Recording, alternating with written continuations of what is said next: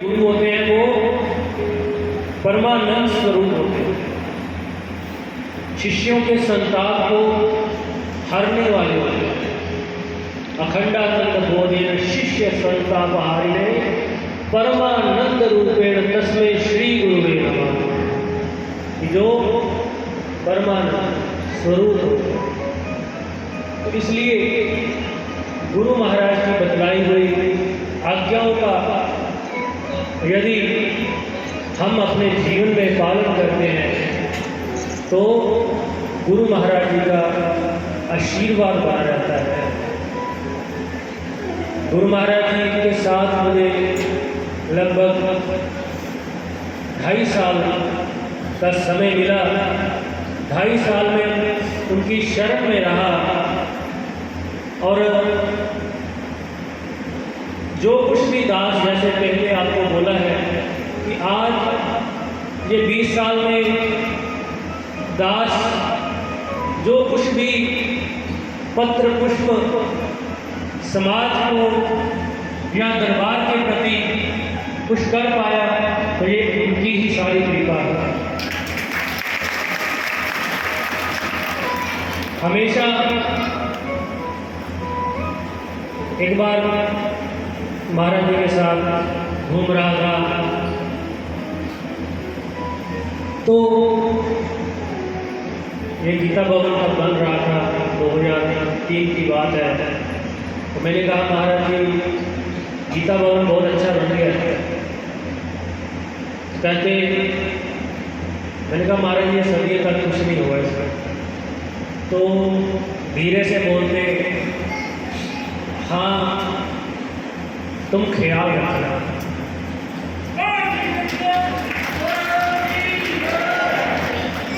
मुझे इस चीज़ का कुछ पता नहीं था कि वो किस ओर की इशारा कर रहे हैं। उनको सब चीज़ पता थी पहले से ही। कहते तुम ख्याल रखो। सो गुरु की बनाई हुई चीज़ों का हमें ख्याल रखना है और गुरु के बताए हुए वचनों का भी ख्याल रखना। कई बार सेवक महाराज जी के पास आते तो कहते महाराज जी आप अस्वस्थ हो गए हैं, बीमार हो गए हैं। कुछ लोग आपको जानते गुरुओं को भी गाइड करते हैं, है ना। कुछ लोग बड़े सियाने बनते हैं, गुरु से भी सियाने बनते हैं। यार ये पंखा बंद कर, वो भी बंद कर दो दास। जिसको पता है वो बंद करेगा, अननोन बंद ना करें, विद्यार्थी करें। तो कहते कि महाराज जी आप अस्वस्थ हो गए हैं, कोई शिष्य आपका आगे तैयार होना चाहिए। महाराज जी ने होए गल सुन बह जाए। कहते बह जा, कहते तेन पता भी है एक गद्दी केड़ी गद्दी है ये यार फैन बंद कर दूंगा। कहते बह जा आराम नाल, तेन पता भी है एक गद्दी कदों तो चलती आ रही है। ये कोई भाई भतीजे वाली गद्दी नहीं है कि मैं अपने भरा ने भतीजे को लैके बैठा रहा। ये गद्दी 500 साल तो चली आ रही है। भगवान नारायण जी बाबा महेंद्र जी के आशीर्वाद में तो मैनू कहना पिया मेरे नाल ज़्यादा चिंता उन्होंने चिंता नहीं कर बह जा रहा। तो ये जो गुरु गद्दी है यार साइड में होगा प्लीज, डिस्टर्ब मत करो। ये जो गुरु गद्दी है ना, ये महापुरुषों के संतों की तपस्या से चल रही है। ये ऐसी गुरु गद्दी नहीं है कि किया कराया जादू टूना ऐसे प्रपंच में डाल करके लोगों को बरगला करके भीड़ इकट्ठा करके शो ऑफ वाली गद्दी नहीं है। और ना ही किसी गुरु महाराज ने यहाँ ये काम किया। ये तपस्या से चल रही है। भगवान नारायण जी महाराज की तपस्या देख लो, कितना तप था उनके जीवन में। जहांगीर जब उठा के ले गया कि आपको इस्लाम कबूल कराएंगे, बोले हम नहीं करेंगे, तो बोला जहर पिलाएंगे। महाराज जी ने कहा ले आओ, कोई बात नहीं, ले आओ। भाई मौत की चिंता तो वो करता है जो जी रहा हो। साधु संतों ने तो पहले ही अपने आप को मार रखा होता, उनको मौत से कौन डराएगा। वो तो पहले ही अपनी समस्त इंद्रियों पे कंट्रोल करके परमात्मा स्वरूप हो गए होते हैं, परमात्मा में स्थित होते हैं। उनके लिए शरीर कोई मायने नहीं रखता। कहते ले आओ, पिला दो, एक एक करके 7 पहले जाके पिला दिए, कुछ भी असर नहीं हुआ। और पूरे भारत का इतिहास गवाह है, मुगलों ने कहीं मंदिर बनाए नहीं है, मुगलों ने हमेशा मंदिर गिराए हैं। लेकिन आपका दरबार ऐसा दरबार है जहाँ पे आकर के मुगल बादशाह जहांगीर ने मंदिर बनाया। ये पूरे विश्व में एक ऐसा दरबार है जो जिसने अपनी तपस्या से जहांगीर जैसे राजा को भी नतमस्तक होने पर मजबूर कर दिया। मजबूरी से नतमस्तक हुआ, वो खुशी से नहीं हुआ।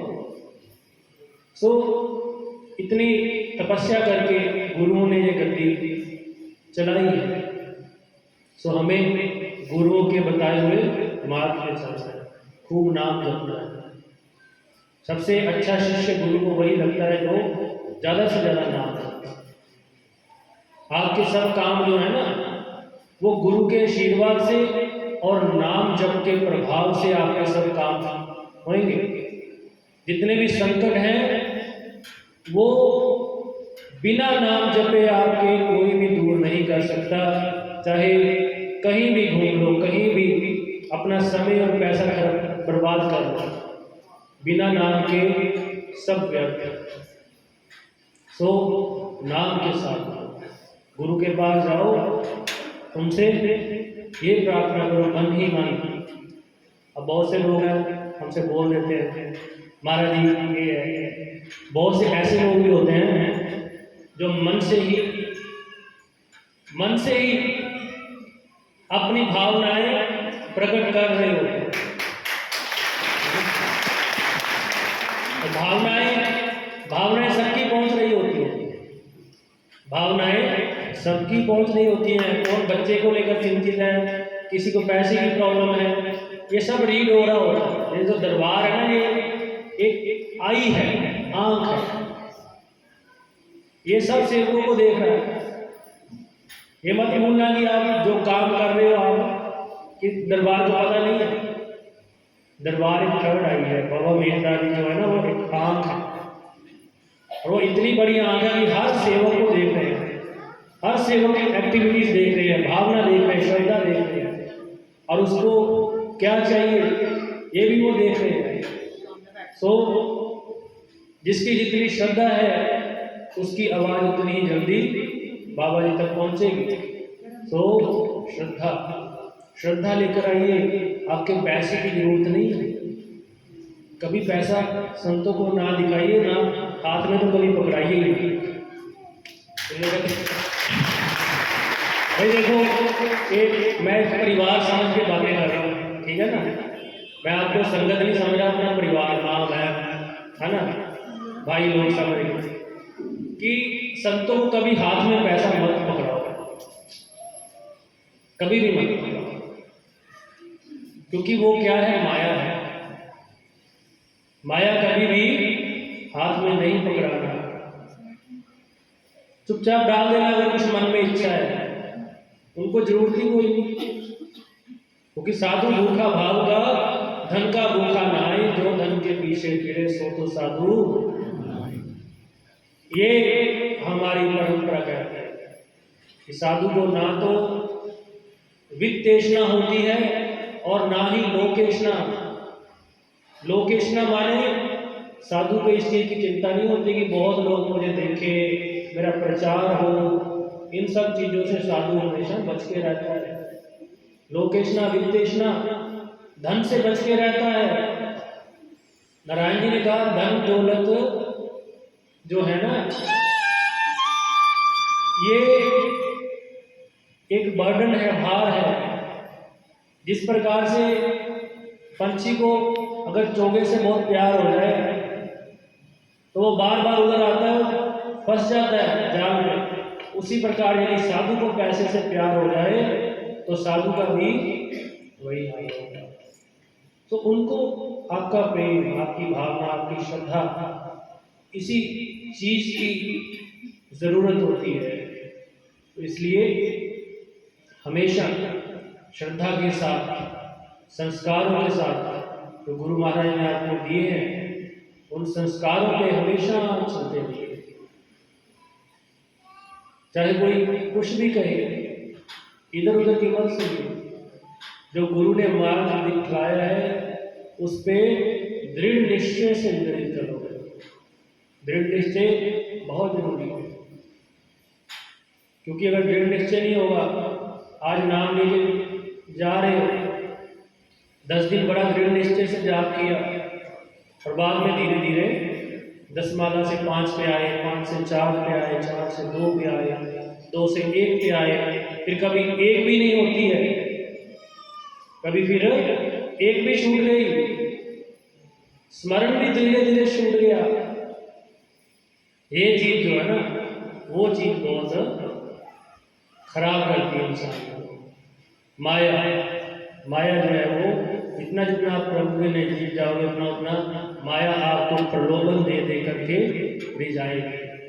लेकिन जो गुरु वाले होते हैं वो जानते हैं कि ये सब संसारिक चीजें, इनकी तृप्ति कभी भी नहीं हो सकती।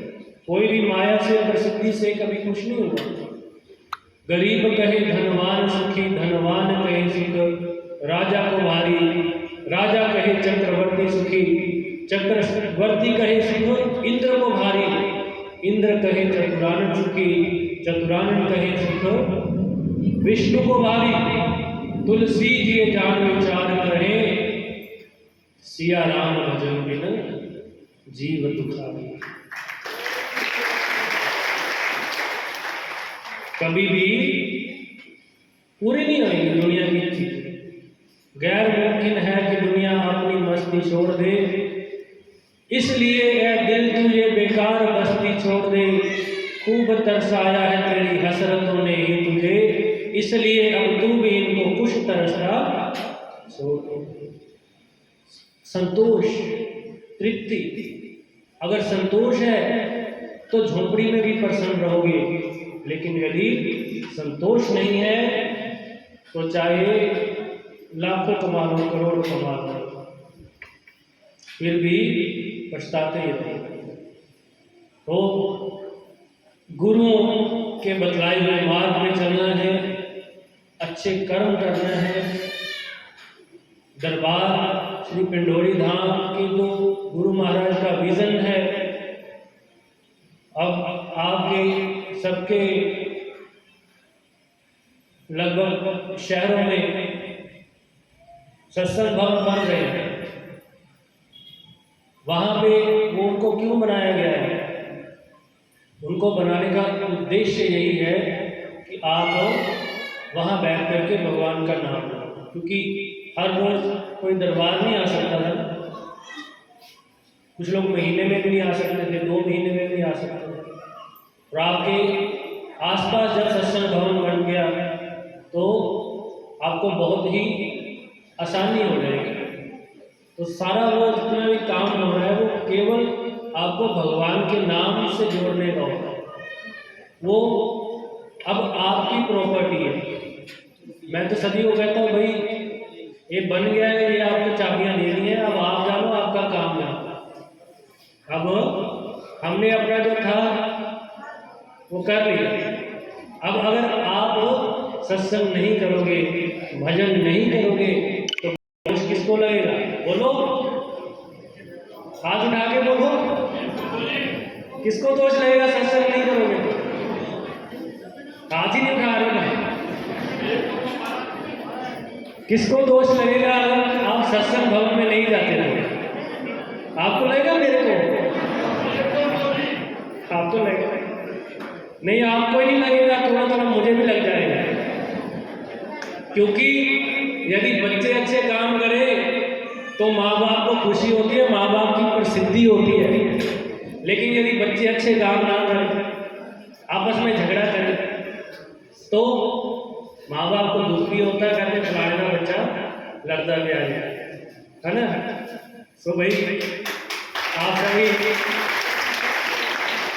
जहाँ जहाँ भी सत्संग भवन बन रहे हैं, बड़ी मेहनत लगी है। अभी अमृतसर में बन रहा है, अभी 3-4 महीने 6 महीने काम रहेगा, आपको दर्शन कराएंगे। बहुत ही मेहनत लगी है, खून पसीने की वहाँ मेहनत लगी हुई है। तो अब आपका फर्ज बनता है, अगर आप नहीं जाओगे तो भाई दोष आपको है, हमको कोई दोष नहीं, ठीक है ना। सो सभी को पुनः बहुत बहुत शुभकामनाएं।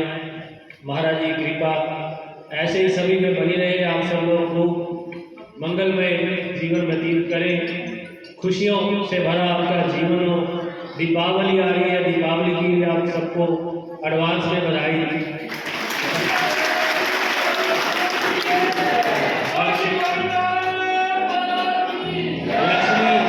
लक्ष्मी की पूजा सभी करेंगे, लेकिन साथ में लक्ष्मीपति का भी ध्यान रखना पड़ेगा।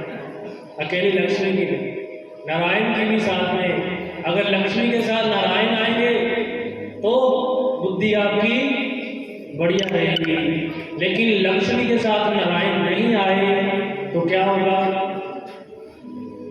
पटाखे पड़ जाएंगे, है ना।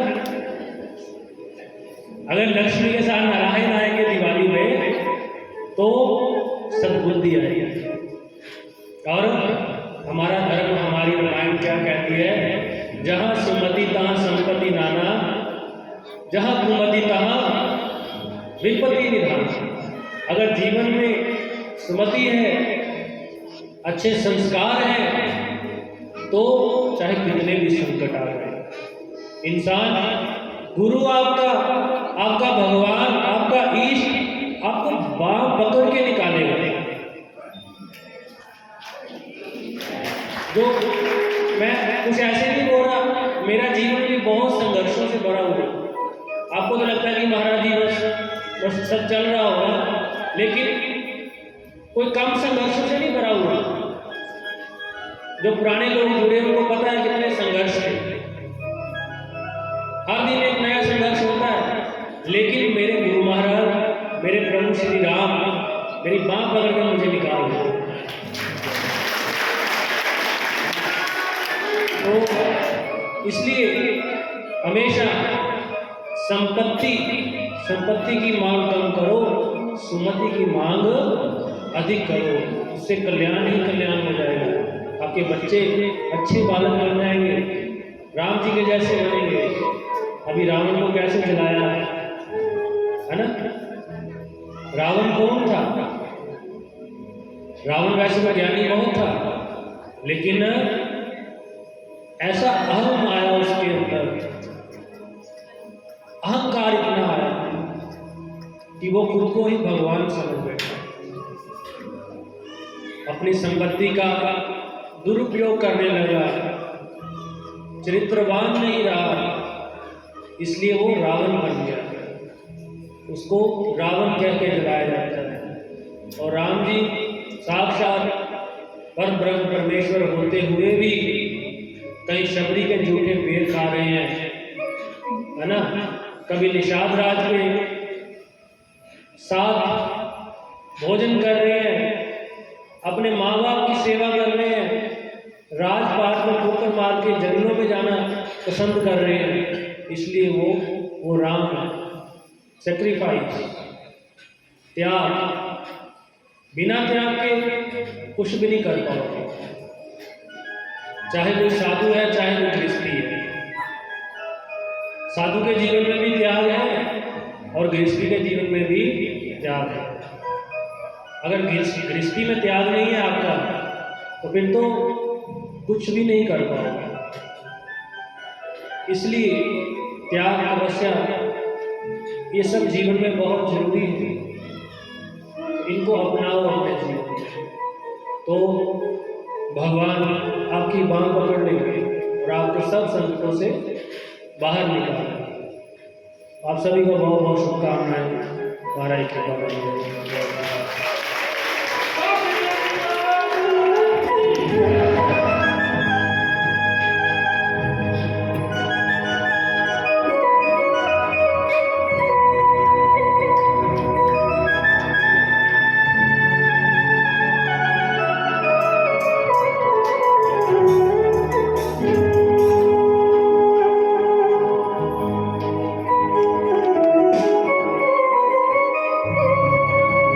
किसी कवि की बात याद है, जय जिन्हें हम हार समझे थे, जिन्हें हम हार समझे थे गला अपना सजाने को, वही अब नाग बन बैठे हमारे काट खाने को। इसको देख करके चीज याद आता है ना। कई बार इंसान या गुरु अपने शिष्यों से बहुत उम्मीदें लगा के बैठता है ना, कि ये मेरे बच्चे हैं, मेरे बदलाए नक्शे कदम पे चलेंगे, मेरी विचारधारा पे चलेंगे, है ना, मेरे कर्मों को आगे बढ़ाएंगे। लेकिन बच्चे ऐसे नहीं करते, फिर उनके लिए ये चीज ज़्यादा ही बोल रही। बोल सिया रामचंद्र महाराज की जय। सबसे पहले महाराज जी के चरणों में ये भजन,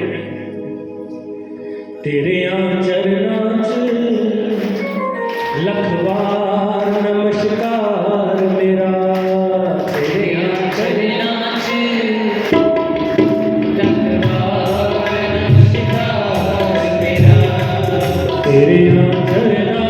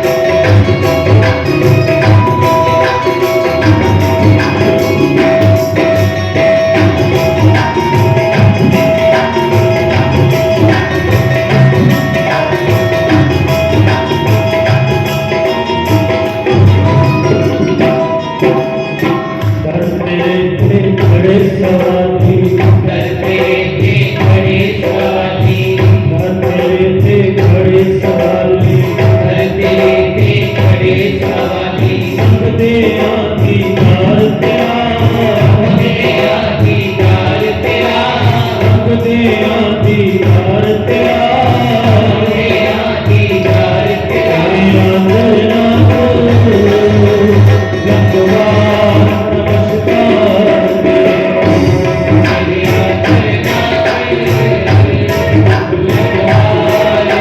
नमस्कार मेरा, तेरे करना गंगवा नमस्कार मेरा। तेरे करना लगवार नमस्कार मेरा।